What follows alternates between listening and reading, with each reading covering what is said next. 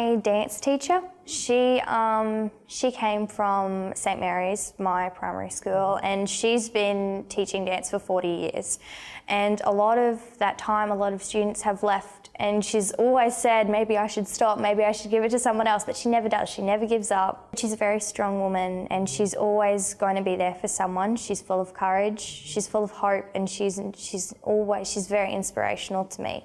I'd have to say my parents, or my mum especially, because she's quite religious, or not religious, but like she has a lot of faith.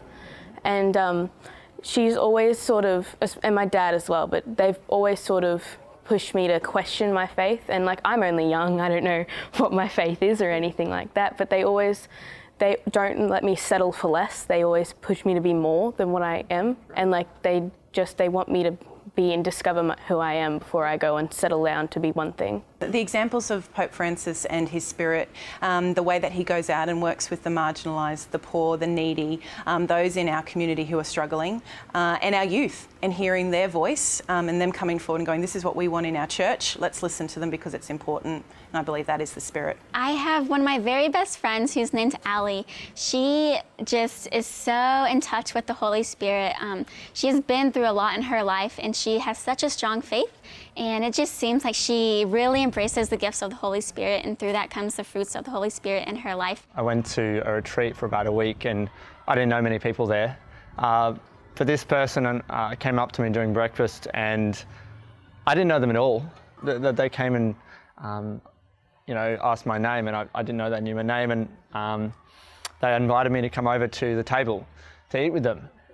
And that person, for that, every time I've known them, has been so happy and full of this ecstasy, this joy that I haven't really seen anyone else like. I probably see the Holy Spirit working in a lot of my students, especially students who are involved in youth group, but not necessarily, to see students with courage to follow out there and live out their faith, or courage to overcome a challenge in, it might be anxiety or mental health challenge.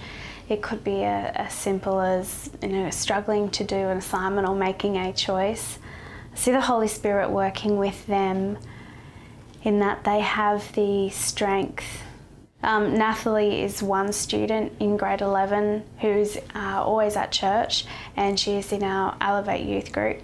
She definitely has the Holy Spirit working within her with her ability to proclaim her faith. And even when she has doubts, she puts that doubt aside and she uses faith every time. I suppose my aunties inspire me. They are very much involved in the charismatic renewal, where they use the gifts of the Holy Spirit. And so I think they're both very prophetic. I think that is very interesting to me, that idea of using your gifts to help others, a very selfless gift.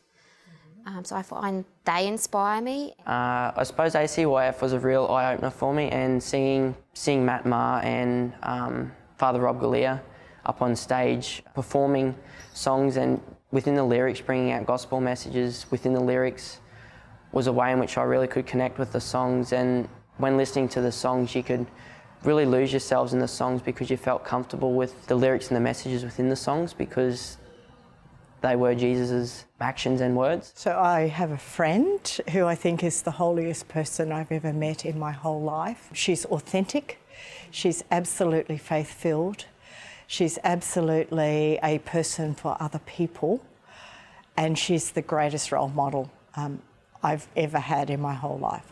And she's very humble. I usually think of my parents when it comes to the Holy Spirit, because they're the ones who taught me all about religion and stuff like that.